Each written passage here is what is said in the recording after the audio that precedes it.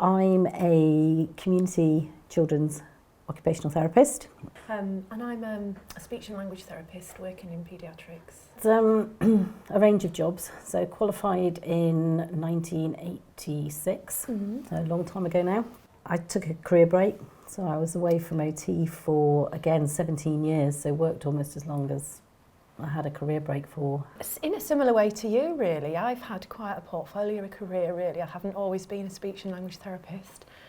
Started out as a primary school teacher, and I've done some teaching English as an additional language in private language schools as well.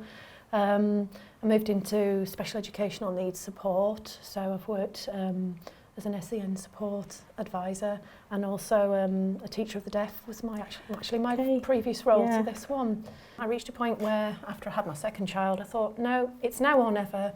I either go back and become a speech therapist again, or it will never happen. Yeah. People always ask me, how did you find out about return to practice? And I forget where I actually found the information out, but basically I found out about the National Return to Practice programme and signed up for that, and they really supported me and signposted me to other. But I was really fortunate to find out about AHP Health Education England running a leadership programme, so they offered a virtual placement. So did you do your return to practice and then look for a job? For all of our allied health professionals, life experience is a really valuable thing. I'd always had this wanting to work with children. That was my goal when I first went off. Applied for a job at a local specialist further education college.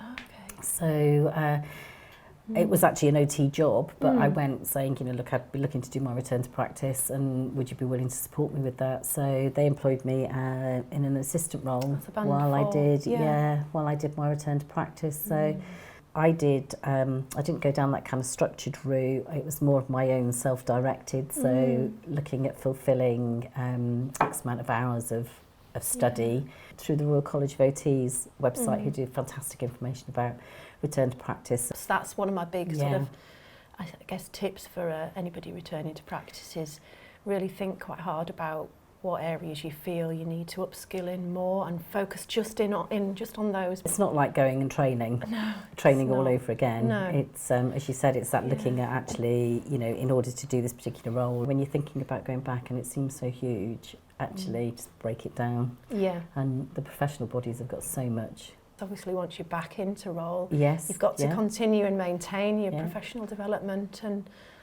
speaking of which, that is another job that I need to do this week. I'm very, very recently employed, so I started back properly in January, really. I found people are so willing to give their time and give their expertise and their knowledge, aren't they? Have you found the same thing? Absolutely. There's a real desire to support the workforce, isn't there, here? That's what I really like about working here. Yeah. And I think it's not lip service, is it? It really is there. They, absolutely. They invest in their workforce and your well-being. Yeah. And I do kind of feel like I'm there in terms of I'm working with children, working with families, helping and supporting people.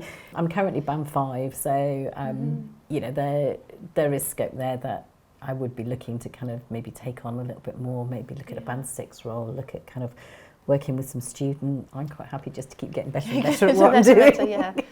One of the areas that I highlighted in my interview that I was really interested in was to work with selective mutism along that pathway, and that's actually being facilitated for me. So it's really important to support people, isn't it, in the first 2 years? Yes. Whether that's returning to practice or whether that's coming straight from university. And obviously you've got people at different ages and stages of life, haven't you? However you start on that career path, there is that. There's the support, but there's also some clear guidance now about what the expectations are.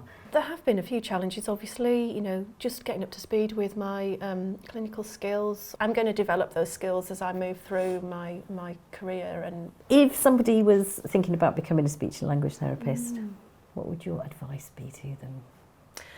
I think it's a really good idea to try and do some voluntary work in your local Primary Care Trust. I think you can't really understand and know what a role is all about until you've actually lived it, experienced it, and shadowed someone actually doing the job. There's an awful lot of information on social media now, so if you follow certain organisations and groups on Twitter, for example, it's just talking to someone who's doing or has done the job. In terms of CPD, LinkedIn and absolutely. Twitter and all those kind of things are platforms, real good. Yeah, definitely. Real good platforms, aren't they, to follow people. And yeah, and I think if somebody's thinking about going to OT, I don't think they'd ever be out of a job. And there are some real emerging roles for occupational therapists. You can, you know, work in any area that is of interest to you.